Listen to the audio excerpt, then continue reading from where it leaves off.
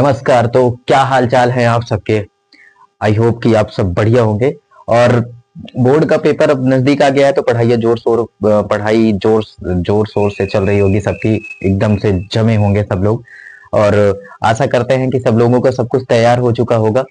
हिंदी 24 तारीख को है, उसके बाद मैथ है, तो अब वो टाइम आ गया है कि हम लोग थोड़ा सा मैथ को स्पीड में कर ले। अभी तक अगर मान लेते हैं कुछ भी पढ़ा नहीं है, मैथ में कुछ भी अगर नहीं आता है, ये वीडियो उनके लिए भी है जो कुछ नहीं पढ़े हैं। जो पढ़ रखे हैं उनके लिए तो बहुत अच्छा हो जाएगा। जिन्होंने पढ़ रखा है उनका रिवीजन बहुत फास्ट हो जाएगा। और जिन्होंने कुछ नहीं पढ़ा है, मान के चलो अगर इस वीडियो को पूरा अच्छे से देख लेते हो, और 2 पार्ट में ये वीडियोस आएंगे, पूरा मैथ कवर कर दिया जाएगा 2 पार्ट में। अगर इसको कर लेते हो तो सीधी सी बात है, कम से कम 90 मार्क्स के आसपास आप निकाल सकते हैं। 90 का मतलब 30 जोड़ करके, और उस तरीके से देखा जाए तो 60 मार्क्स तो आराम से निकल सकते हैं। तो 60 मार्क्स आ जाएंगे, वो बहुत आराम से आ सकते हैं। क्या क्या आएगा, क्या क्या इंपॉर्टेंट होता है, कैसे करना है, किस तरीके से करना है, ये सारी चीजें इस वीडियो में कवर अप की जाएंगी, कवर करके इसको बताया जाएगा। तो चलो स्टार्ट करते हैं बिना किसी देरी के। सबसे पहले चैप्टर की बात करते हैं। तो पहला चैप्टर जो आता है उसमें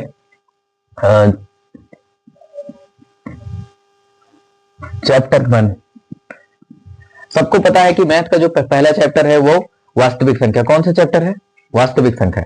तो वास्तविक संख्याएं हैं, तो उसमें सबसे एक कॉमन सा क्वेश्चन आता है। सबसे पहले कॉमन सा क्वेश्चन आता है, तो कॉमन सा क्वेश्चन सबसे पहले क्या होता है? एलसीएम या फिर एचसीएफ निकालना होता है। एलसीएम या फिर एचसीएफ निकालना होता है। तो कैसे? ऐसे दिया होता है कि एलसीएम जैसे मान लेते हैं, यहां लिखा है a b square comma b square a square, ऐसे मान लेते दिया जाए, और इसका कहा गया एलसीएम निकालना है। कुछ नहीं करना है, सीधे से इतना से ध्यान देना है, यहाँ ए है और बी है, 2 पार्ट है, ए और बी है। इसका हाईएस्ट पावर जो भी क्या होगा, पावर हाईएस्ट, यानी जिसकी घात ज्यादा होगी उसी को लिख देना है। तो बताओ यहाँ पे देखेंगे तो ए की पावर कितनी है? ए की पावर है 1, और बी की इस पे कितनी ए की पावर है? ए की पावर है 2। तो सीधे से हम लोग लिख लेंगे ए की पावर 2, यहाँ पे 2 लिख लिया। और इसमें देखेंगे तो इसमें क्या लिखा गया है? b का स्क्वायर, और यहाँ पे b का स्क्वायर, तो b की पावर 2। तो यही हमारा क्या निकल के आ गया? एलसीएम हो गया। बस अब यही अगर मान लेते हैं सेम क्वेश्चन क्या होता, एचसीएफ लिखा होता, एचसीएफ होता, तो एचसीएफ में यही लिखा होता ए बी स्क्वायर और फिर बी स्क्वायर और ए स्क्वायर। क्या करना है इसमें? लोएस्ट पावर, यानी जिसकी पावर सबसे कम होगी उसको हम लोगों को लिखना है। तो ए की लोएस्ट पावर कितनी है? ए है ना, 1 है, यानी बस वही लिखेंगे। और उसके बाद बी का लोएस्ट पावर है बी स्क्वायर, तो ये एचसीएफ आ गया, और ये वाला एलसीएम। तो सीधी सी बात ये है, किसी भी चीज की हाईएस्ट पावर लिख देंगे तो एलसीएम मिल जाएगा, लोएस्ट पावर लिख देंगे तो क्या मिल जाएगा? एचसीएफ मिल जाएगा। इतना सा करना है बस। तो ये कॉमन सा क्वेश्चन आता है। इसके बाद पहले चैप्टर, तो एलसीएम और एचसीएफ का क्वेश्चन के बाद एक और टाइप का क्वेश्चन आता है, और वो है कि √2 को अपरिमेय संख्या सिद्ध कीजिए, या √3 को अपरिमेय संख्या सिद्ध कीजिए, या √5 को अपरिमेय संख्या सिद्ध कीजिए। मतलब कुछ भी हो सकता है। कैसे आता है? जैसे कहा गया कि √2 या फिर √3 या फिर √5, √7, ऐसे बहुत से टाइप के क्वेश्चन आते हैं कि इसको अपरिमेय संख्या सिद्ध कीजिए। अब ध्यान से एक अगर मान लेते हैं, एक कोई समझ लिया तो सारा का सारा हो जाए एक क्वेश्चन से। तो चलो अगर सिद्ध करते हैं तो पहला सिद्ध कर लेते हैं कि √3 एक अपरिमेय संख्या है। इसको सिद्ध करना है। तो अगर इसको सिद्ध करना है तो स्टार्टिंग कहां से करना है? सबसे पहले हम लोगों को यही मान के चल लेना है कि माना, यहां पे मानेंगे कि माना √3 एक परिमेय संख्या है। √3 एक क्या है? परिमेय संख्या है। √3 एक परिमेय संख्या है।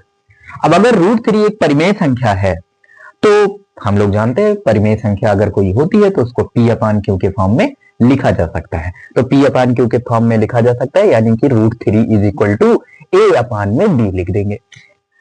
थोड़ी सी एक यहां पर शर्त लिख देंगे कि क्या है, जो a, b है वह सह अभाज्य संख्या है। सहअभाज्य संख्या है। अब ये सहअभाज्य संख्या, इसका मतलब क्या हुआ सहअभाज्य संख्या? देखो, सहअभाज्य संख्या वो संख्याएं होती हैं जिनका केवल एक उभयनिष्ठ गुणनखंड होता है, वो भी एक, इसके अलावा नहीं होता। तो इतना करने के बाद अब दोनों तरफ वर्ग करने, यहां पे लिखेंगे दोनों तरफ वर्ग करने पर। अब दोनों तरफ वर्ग करने पर वर्ग किया तो यहां हो गया 3, इधर हो गया ए स्क्वायर, अपान में आ गया बी स्क्वायर। क्रॉस मल्टीप्लाई, यहां से इसको भेजो तो ये आ जाएगा b square is equal to a square upon में 3। B square is equal to a square upon में 3। अब देखो ध्यान से, अब ये जो ए स्क्वायर है उसके नीचे 3 है, इसका मतलब 3 ए स्क्वायर को विभाजित कर रहा है। 3 ए स्क्वायर को क्या कर रहा है? विभाजित। तो 3 ए स्क्वायर को विभाजित करता है। अब यूक्लिड थ्योरम के अनुसार यह होता है कि अगर कोई संख्या किसी के स्क्वायर को विभाजित करती है तो वो उस संख्या को भी विभाजित करती है। इसका मतलब है कि 3 ए को भी, ऐसे लिखेंगे, 3 ए को भी विभाजित करेगा, विभाजित करेगा। अब इसका मतलब क्या हुआ कि 3 ए को विभाजित करेगा? इसका मतलब ये हुआ कि ए को अगर हम 3 से डिवाइड करते हैं, विभाजित कर रहा है, तो कुछ ना कुछ तो प्राप्त होगा, और वो क्या प्राप्त होता है? पूर्णांक प्राप्त होता है। तो चलो मान लेते हैं सी, और सी एक पूर्णांक हो गया। अब सी अगर एक पूर्णांक हो गया तो यहां पे लिखेंगे ए बराबर 3c। अगर इसको हम मान के चल लें कि ये हमारा समीकरण 1 है, तो ए का मान समीकरण 1 में रखने पर, ए का मान किसमें? समीकरण 1 में रखने पर, तो यहां पे लिखेंगे ए का मान समीकरण 1 में रखने पर, ए का मान समीकरण 1 में रखने पर क्या होगा? समीकरण 1 में रख दो तो यहां लिखेंगे बी स्क्वायर बराबर, ए की जगह पे लिखेंगे तो 3c का होल स्क्वायर अपान में कितना आ जाएगा? 3 आ जाएगा। ठीक है, अब 3 आ गया, यहां आगे थोड़ा सा सॉल्व करेंगे तो ये 9 हो जाएगा, और सी स्क्वायर अपान में कितना? 3 आ गया। 3 से कट करेंगे तो 3 त्रिक का 9, इसका मतलब हो गया बी स्क्वायर बराबर 3c स्क्वायर। अब 3 को नीचे डिवाइड करो तो सी स्क्वायर बराबर कितना आ गया? बी स्क्वायर अपान में 3। अब देखो ध्यान से, इसको और इसको, इस वाले इक्वेशन में ए स्क्वायर के नीचे 3 था, इसका मतलब यह हुआ था कि ए को 3 विभाजित कर रहा है। अब क्या है? बी स्क्वायर के नीचे कौन है? 3 है। इसका मतलब क्या है कि 3 जो है बी स्क्वायर को विभाजित करता है, विभाजित करता है। उसके बाद इसका 100% ये भी हो जाएगा कि 3 बी को भी क्या करेगा? बी को भी विभाजित करेगा। और जैसा ऐसे हुआ, इसका मतलब 3 ए और बी का एक उभयनिष्ठ गुणनखंड हो गया। ए और बी का एक उभयनिष्ठ गुणनखंड हो गया। और ये हम लोगों का जो लेकर के चले थे कि सहअभाज्य संख्या है, उसका विरोधाभास हो गया। और अगर विरोधाभास हो गया तो इससे यह सिद्ध होता है कि √3 एक अपरिमेय संख्या है, अपरिमेय संख्या है। बस इतना सा करना है। अब देखो, अब यहां पे 2 होता तो हर जगह 2 लिख देते, जहां पे 3 है वहां पे क्या लिख देते? 2। अगर 5 होता तो हर जगह पे कितना लिख देते? 5। 7 होता तो 7। तो कोई भी क्वेश्चन आ जाएगा एकदम सेम टू सेम, ऐसे हम लोगों को कॉपी कर देना है। तो इसको कर लीजिए, उसके बाद अगला टाइप बताते हैं कि क्या होने वाला है। एक बार कर लीजिए। चलिए, तो ये टाइप होने के बाद अब ये जो क्वेश्चन आता है वो लगभग 3 से 5 नंबर के बीच में आता है। इसका एक और टाइप आता है सिद्ध करने के लिए इसी चैप्टर से, तो वो कैसे? वो आसान होता है थोड़ा सा।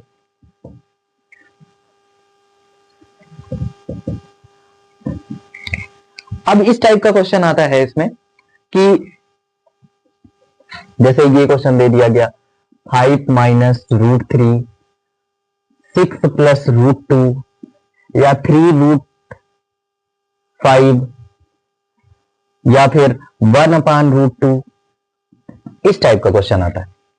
अब अगर इस टाइप का क्वेश्चन आता है तो इसको कैसे सॉल्व करेंगे, ये भी वही आसान है। जैसे मान लेते हैं क्वेश्चन लिखा हुआ है कि 5 सिद्ध कीजिए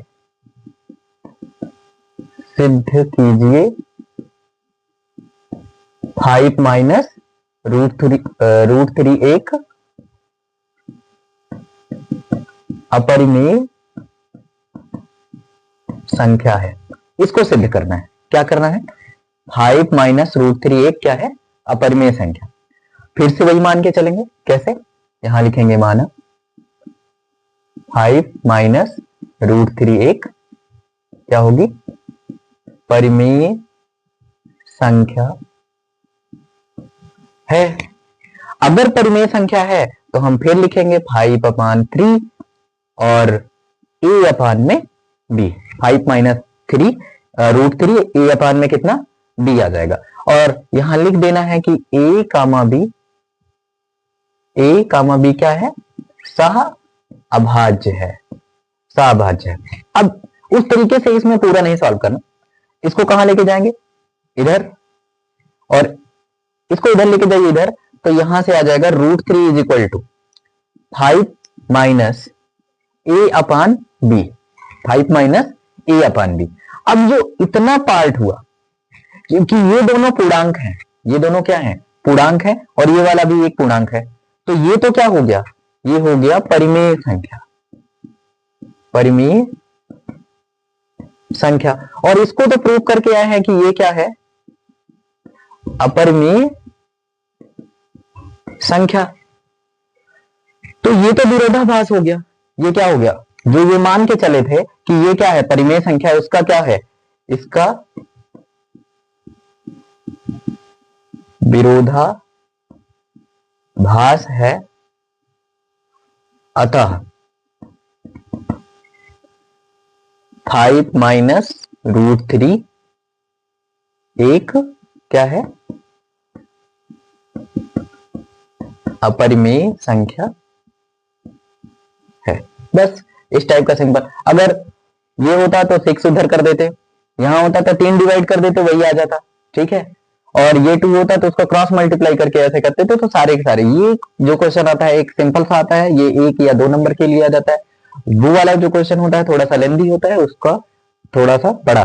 तो चैप्टर 1 से केवल और केवल इतने क्वेश्चन आने वाले हैं, इसके अलावा और कोई क्वेश्चन नहीं आएगा। तो चैप्टर 1 यहीं पे समाप्त हो जाएगा। और इतना अगर आप कर लेते हैं तो इससे ज्यादा कुछ नहीं आएगा, और ये लगभग 6 से 7 नंबर देके जाएगा आपको। तो चैप्टर 1 तब तक नोट कीजिए, फिर चैप्टर 2 पे आते हैं।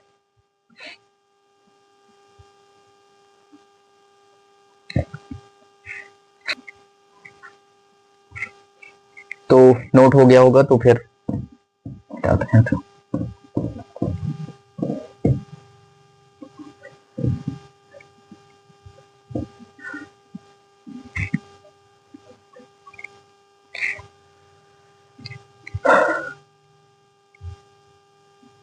दूसरे चैप्टर, और इस चैप्टर का नाम है बहुपद। बहुपद, तो बहुपद पद है, उसमें क्या इंपॉर्टेंट है वो चलिए देख लेते हैं कि क्या है। तो हम लोग सीधे सीधे द्विघात बहुपद से स्टार्ट करते हैं, जो हमारे एग्जाम के हिसाब से बहुत ज्यादा इंपॉर्टेंट है। ये होता है ax² प्लस में bx और प्लस में c। ax² plus bx plus में कितना होता है, c। अब एक बात ध्यान रखिए, बहुपद में जितनी x की हाईएस्ट घात होगी, यानी हाईएस्ट पावर होगी, उतना ही उसका शून्यक होता है, उतना ही उसका क्या होने वाला है, शून्यक होने वाला है। इसका मतलब इसके पास 2 शून्यक है, इसके 2 शून्यक होंगे, एक होगा अल्फा और एक होगा बीटा। अल्फा होगा और बीटा होगा। a, b, c को a, b, c क्या है, गुणांक है। a, b, c गुणांक है, और ये दोनों क्या कहलाते हैं, शून्यक हो जाएंगे। इस बहुपद के शून्यक। शून्यक क्या होता है, इनकी वैल्यू यहां पे रख देते हैं, तो ये बहुपद को शून्य कर देता है, शून्यक हो जाता है।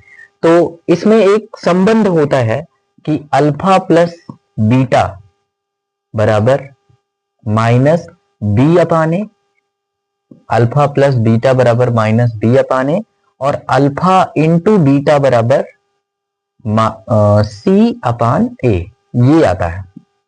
इसको अगर हिंदी में लिखें तो हिंदी में ये कहलाता है कि शून्यक का योग, शून्यकों का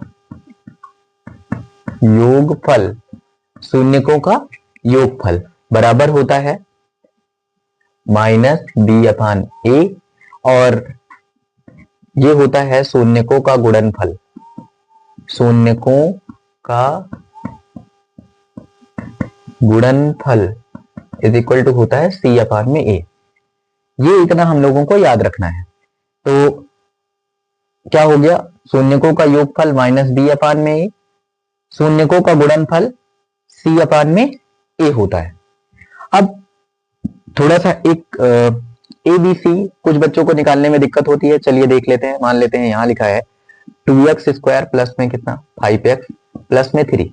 चलिए ए कितना है 2 है, बी कितना है 5 है, और सी कितना है 3 है। सिंपल, एक्स स्क्वायर के सामने वाला ए होगा, एक्स के सामने वाला बी होगा, बाकी बचा हुआ सी होगा। एक्स स्क्वायर के सामने वाला क्या होगा ए होगा, एक्स के सामने वाला क्या होगा बी होगा, और बाकी बचा हुआ क्या होगा सी होगा।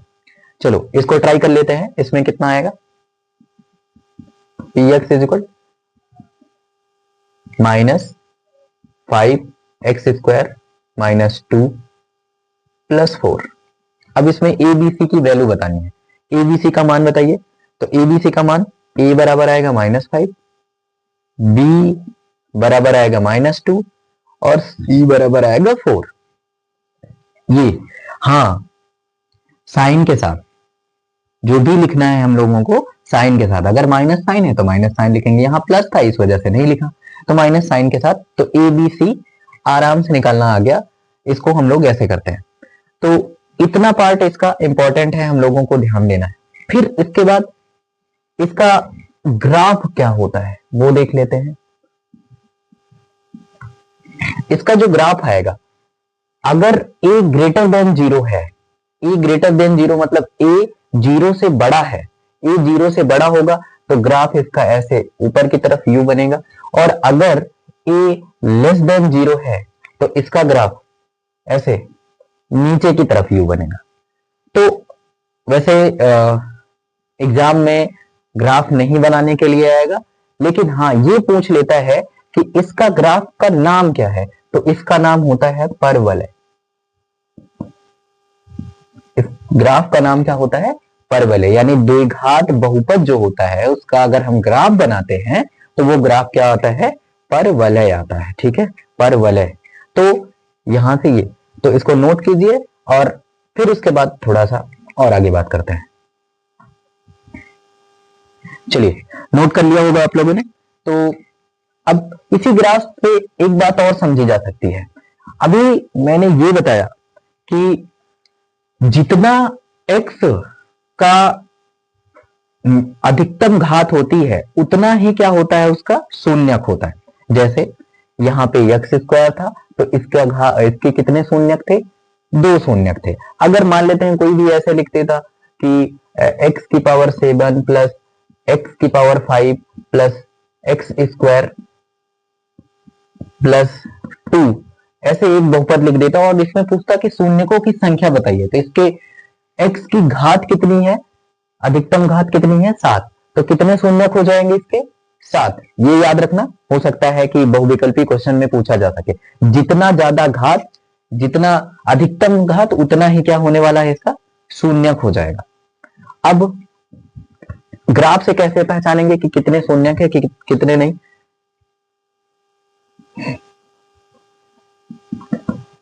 तो ये वाली लाइन याद रखो कि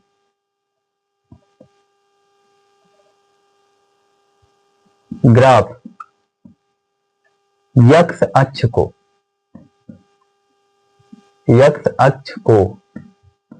जितनी जगह पे जितनी बार प्रतिच्छेदित करेगा,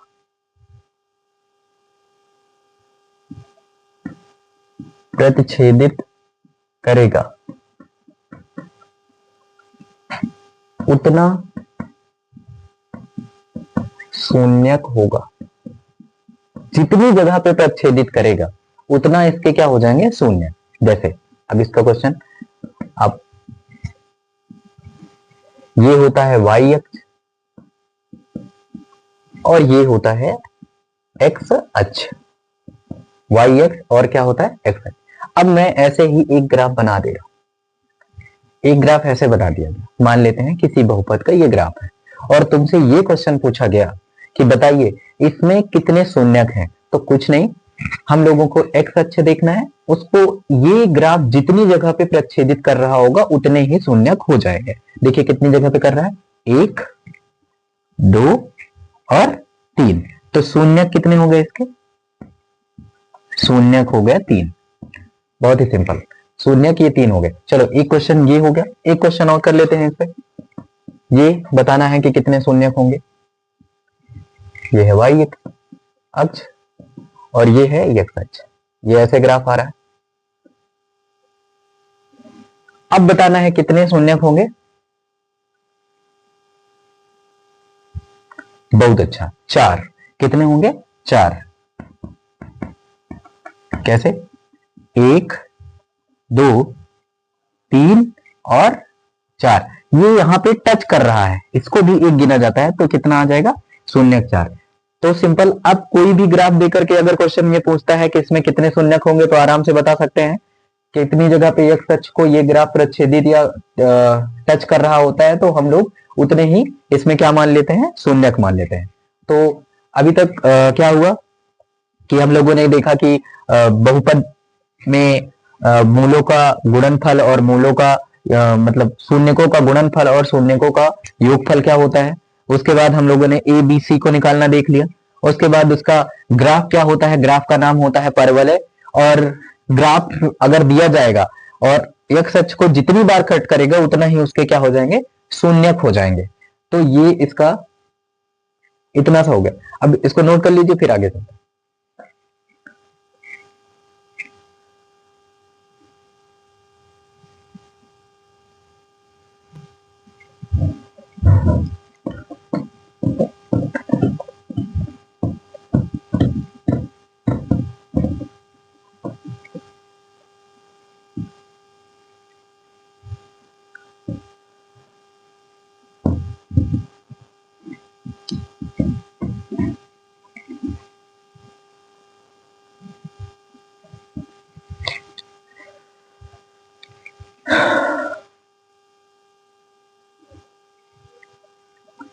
अब इसमें कौन कौन से इंपॉर्टेंट क्वेश्चन है वो कर लेते हैं। जैसे एक क्वेश्चन बहुत बारी पूछा गया है बोर्ड में कि x² प्लस 7x प्लस 10 के शून्यक ज्ञात करो तथा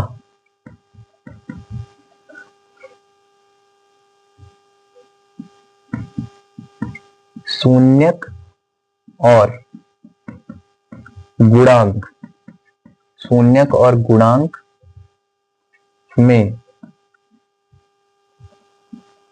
संबंध के सत्यता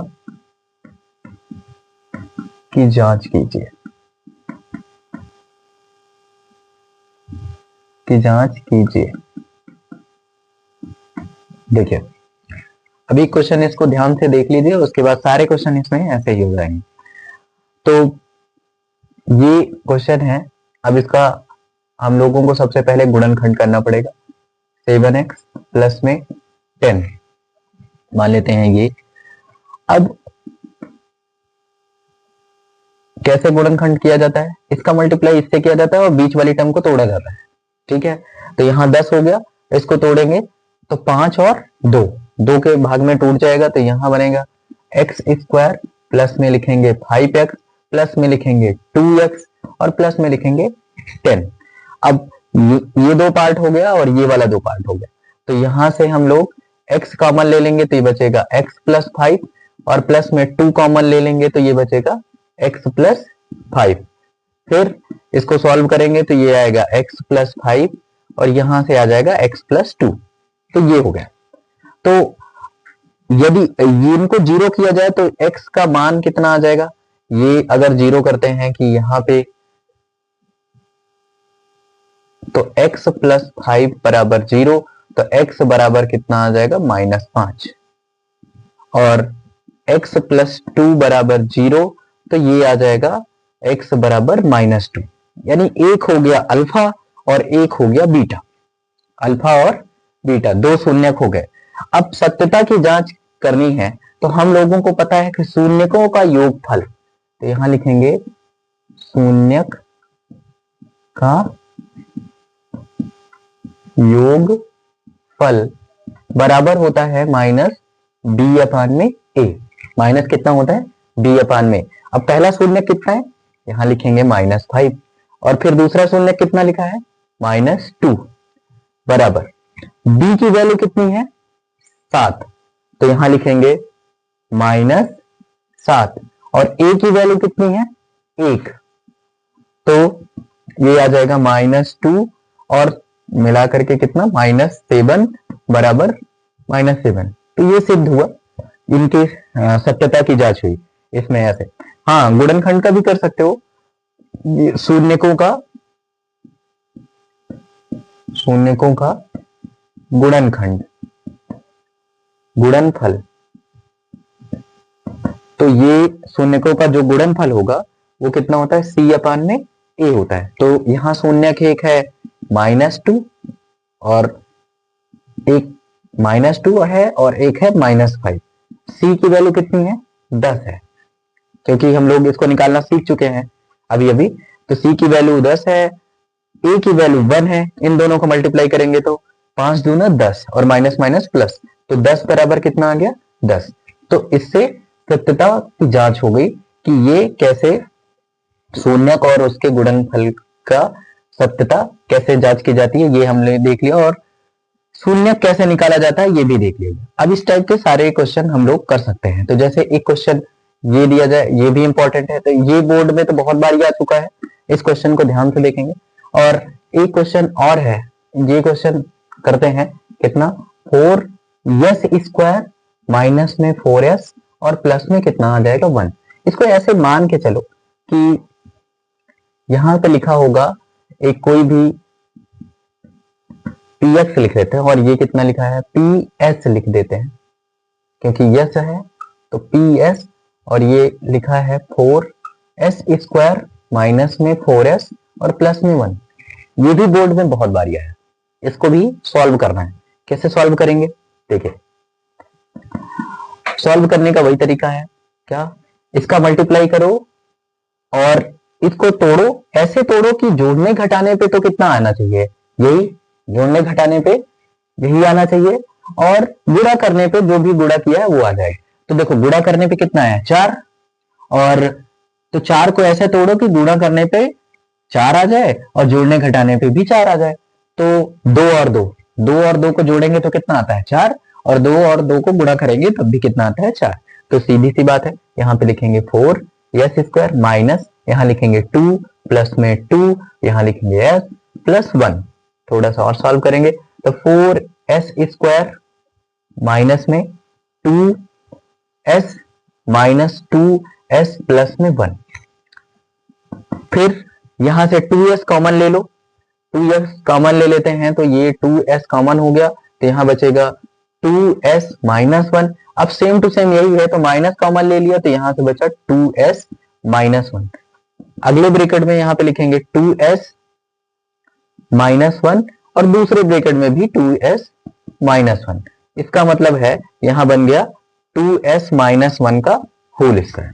अब 2s माइनस 1 का होल स्क्वायर, यदि इसको जीरो कर देते हैं तो ये कितना 2s माइनस 1 का होल स्क्वायर बराबर 0, तो ये आ जाएगा 2s माइनस 1 बराबर 0। तो s की वैल्यू कितनी आ जाएगी 1/2। तो क्या एक ही शून्यक है, नहीं, एक शून्यक नहीं है, शून्यक दो होता है लेकिन दोनों शून्यक क्या है, बराबर है। इसका मतलब है इसमें दो शून्यक है, एक 1/2 तो दूसरा भी क्या है 1/2। तो एक अल्फा की वैल्यू भी 1/2 है और बीटा की वैल्यू भी 1/2 है। चलो जांच कर लेते हैं। तो जांच करते हैं तो हमें पता है कि शून्यकों का जो योगफल होता है, शून्यकों का योगफल जो होता है वो होता है माइनस का b अपान में a। तो शून्यक अपाने शून्यक जो अपने हैं वो कितने हैं, 1/2 प्लस में 1/2।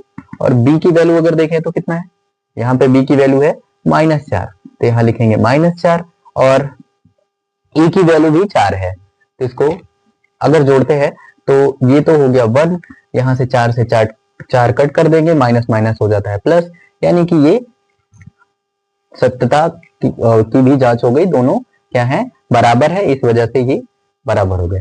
तो बहुपद चैप्टर से यही क्वेश्चन आते हैं, एक ये क्वेश्चन आ जाता है बार बार और एक ये क्वेश्चन आ जाता है, इस टाइप का दो क्वेश्चन आता है। अच्छा चलो एक क्वेश्चन और करा देते हैं, वो भी इंपॉर्टेंट है। कुछ लोगों को ऐसा होता है कि वो वाला क्वेश्चन किया कैसे किया जाएगा, तो वो भी क्वेश्चन कर सकते हैं।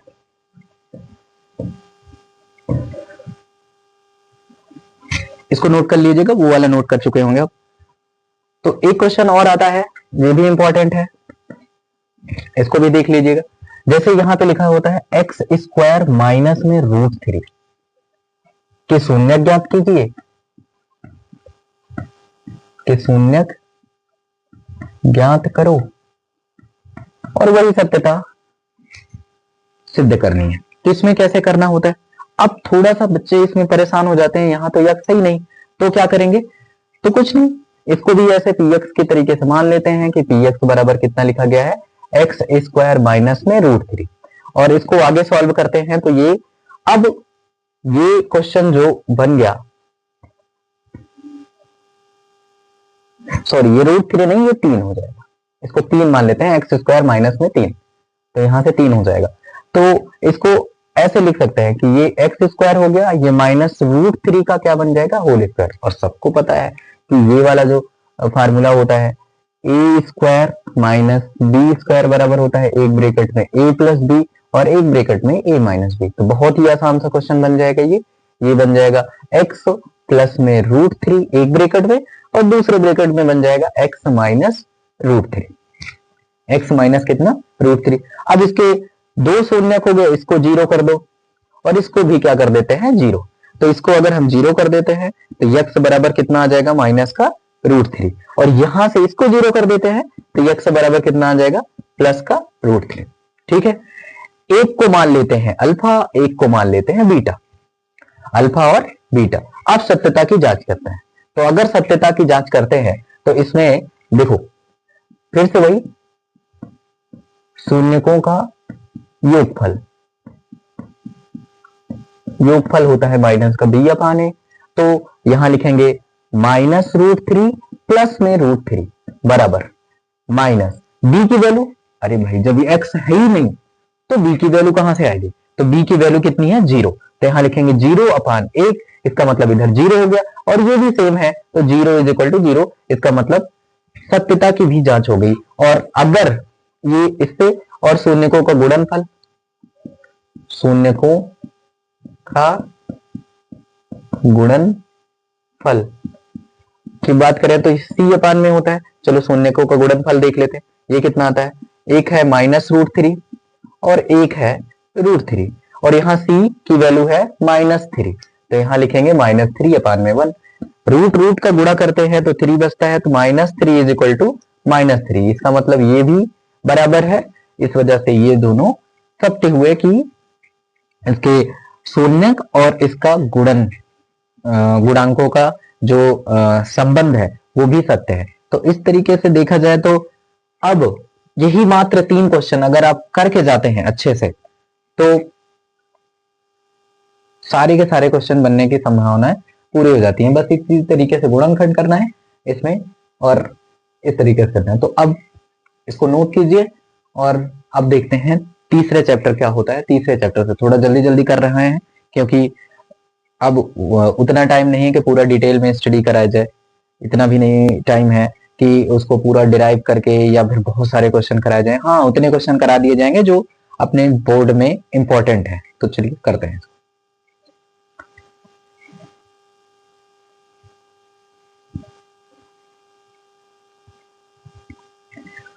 तो इसको नोट कर लिया होगा। अब तीसरे चैप्टर पे चलते हैं। तीसरा चैप्टर जो हम लोगों का है वो है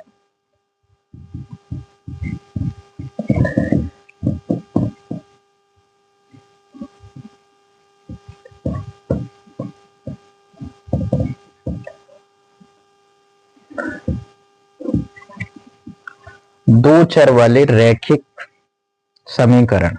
दो चर वाले रैखिक समीकरण, तीसरा चैप्टर, दो चर वाले रैखिक समीकरण। देखो, अब दो चर वाले रैखिक समीकरण का जो जनरल इक्वेशन होती है उस पर देखते हैं, बात करते हैं। दो चर वाले जनरल इक्वेशन क्या है? ये होता है ax plus b y plus में c इक्वल टू 0। बस इतना। दो चर वाले ax plus b y plus c equal to 0। सबसे पहले पहला नंबर याद रखो, इसका ग्राफ। अगर हम ग्राफ की बात करें तो जैसे अभी अभी हमने पढ़ा कि द्विघात समीकरण का जो ग्राफ होता है वो कैसा होता है? परवलय होता है। वैसे ही अब इसका जो ग्राफ होता है, इस ग्राफ की बात करें तो ये एकदम सरल रेखा होता है। ये ग्राफ कैसा आता है? सरल रेखा। इसका एक एग्जांपल करके ग्राफ कैसे बनाते हैं उसको देखते हैं। जैसे एक क्वेश्चन ले लेते हैं कि कुछ भी यहां पे लिख लेते हैं 2x माइनस में 4y माइनस में 4y प्लस 8 इक्वल टू 0। इसका ग्राफ बनाना है। तो इसका ग्राफ कैसे बनाते हैं? बहुत सिंपल है। देखिए, कुछ बहुत ज्यादा नहीं करना है। इसमें लिखना है यहाँ पे y एक्सिस है और ये वाला है x एक्सिस। ऐसे बना लीजिए, एक बॉक्स टाइप का बना लीजिए और उस बॉक्स में ऐसे वैल्यूज रख लो, x की और एक बार y की, और दो वैल्यूज रखती हैं बस। एक बार x को 0 पुट कर दो, एक बार x को 0 पुट कर देता है। तो अब बताइए, अगर मैं x को 0 पुट कर देता हूं तो ये वाला पूरा 0 हो गया। ये वाला क्या हो जाएगा? 0। यहां से 8 उधर जाएगा माइनस में, माइनस माइनस कट जाएगा और 4 से कट करेंगे तो y की वैल्यू कितनी आ जाएगी? 2 आ गई। y की वैल्यू कितनी आ गई? 2 आ गई। और एक बार यहां पे y को 0 पुट कर दो। अब अगर y को 0 पुट करेंगे तो ये 8 जाएगा उधर माइनस, और 2 से डिवाइड करेंगे तो कितना आ जाएगा? माइनस का 4। तो माइनस का कितना आ गया? 4। ये हमारे पास दो वैल्यूज आ गई। अब ध्यान देखना है कि x 0 है और y कितना है? 2 है। x 0 है और y 2 है, और एक क्या है? y 0 है और x कितना? 2 है। अब बताओ, x 0 किस लाइन पर होता है? y अक्ष पर। किस पर होगा?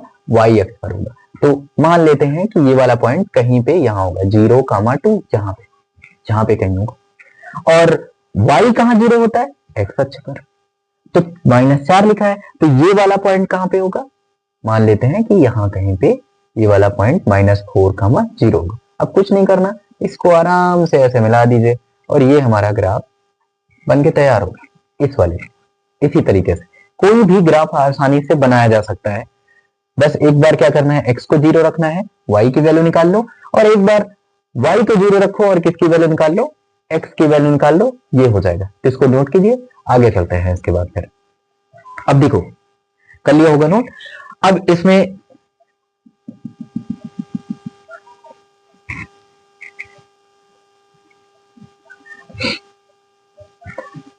अब जैसे मैं मान लो कहता हूं कि इसको नोट करो, और फिर तो इतनी जल्दी तो नोट नहीं कर सकते। स्क्रीन को पॉज कीजिए और उसके बाद नोट कर लीजिए, फिर से वीडियो को स्टार्ट कीजिए और फिर से देखिए। तो सेकंड, अब इसमें देखो ध्यान से, एक इंपॉर्टेंट इंपॉर्टेंट चीज ये है कि जैसे मान लेते हैं यहां लिखा है a1x प्लस में b1y और प्लस में c1 इज इक्वल टू 0। एक इक्वेशन ये हो गई।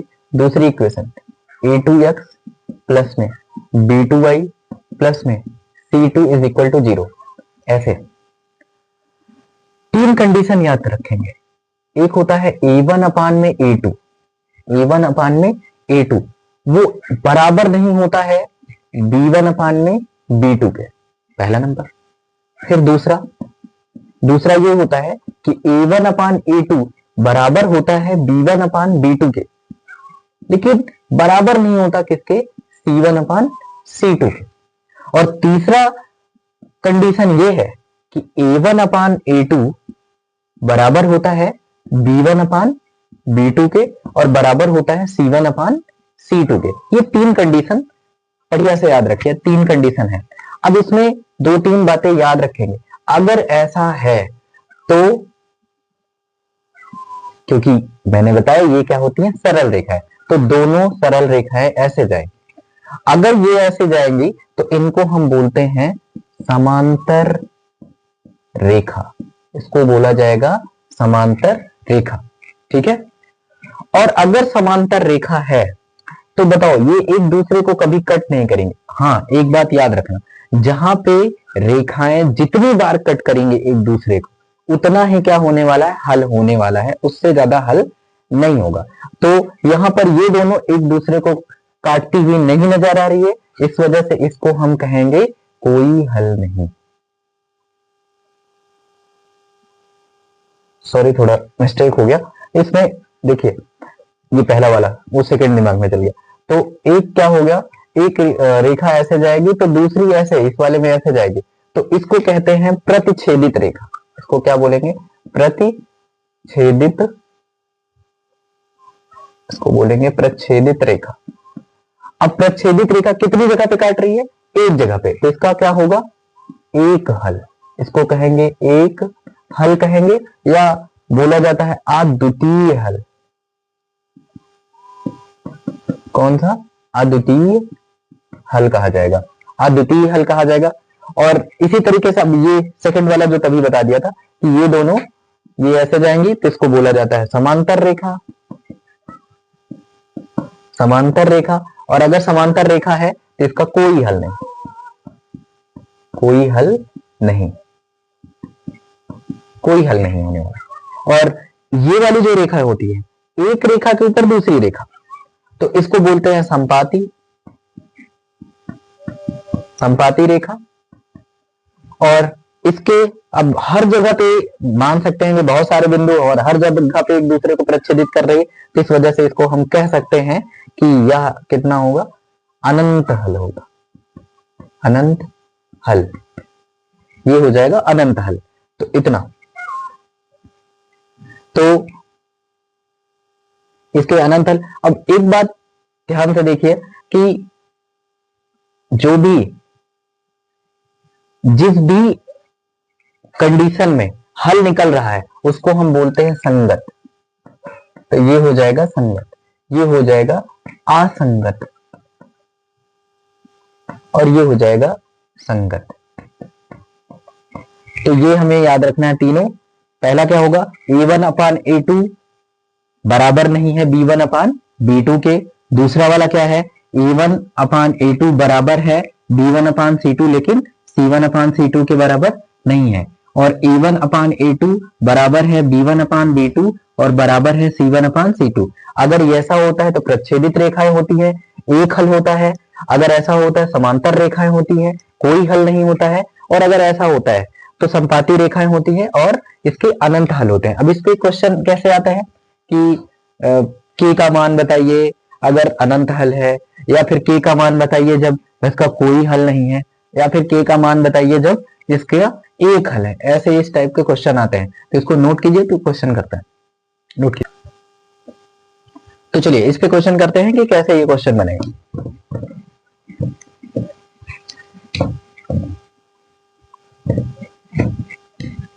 अब एक क्वेश्चन है, ऐसा है कि x प्लस 2y प्लस 5 बराबर 0 तथा दूसरा इक्वेशन है -3x minus 6y plus 1 equal 0 के कितने हल हैं, कितने हल हैं।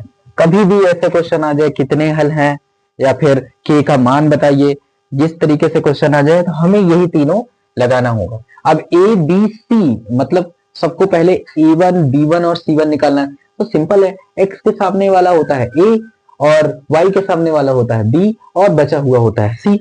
तो यहां पर अगर देखेंगे तो A1 की वैल्यू जो आने वाली है, A1 की वैल्यू है 1, A2 की वैल्यू है -3 और B1 की वैल्यू है, चलो ये A2 यहां पे लिख लेते हैं, तो A2 की वैल्यू है -3, B1 की वैल्यू जो है वो 2 है और B2 की वैल्यू है -6, C1 की वैल्यू है 5 और C2 की वैल्यू है 1।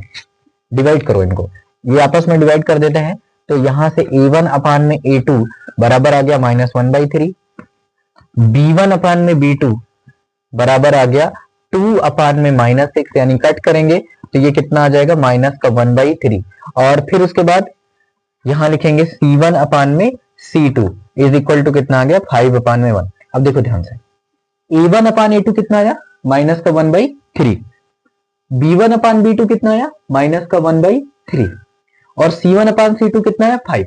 मतलब ये दोनों तो बराबर हैं, ये दोनों बराबर हैं कि मतलब A1 अपान A2 बराबर है B1 अपान B2 के, और लेकिन C1 अपान C2 नहीं बराबर है। तो C1 अपान C2 नहीं बराबर है, तो देखो ध्यान से इसमें से कौन सा आ रहा है, दूसरे नंबर वाला। अब दूसरे नंबर वाला क्या होता है, समांतर रेखाएं होती हैं और इसमें कौन सा, कोई हल नहीं होता। इसका आंसर क्या होगा, कोई हल नहीं। तो आंसर हो गया है कोई हल नहीं। तो ऐसे सिंपल क्वेश्चन, अगर ऐसे